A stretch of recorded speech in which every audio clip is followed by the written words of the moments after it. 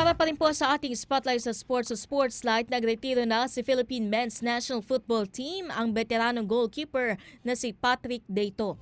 Matapos ang final match sa ASEAN Championship laban sa koponan ng Malaysia nitong Sabado, opisyal na itinanggal ni Deito ang kanyang gloves tinanggal ang kanyang gloves bilang simbolo ng pagtatapos ng kanyang karera sa koponan ng Pilipinas. Matatandaan na noong 2024 edition ng ASEAN Championship, nagtamo si Deito ng leg injury na naging dahilan upang maaga siyang lumisan sa kampanya ng koponan.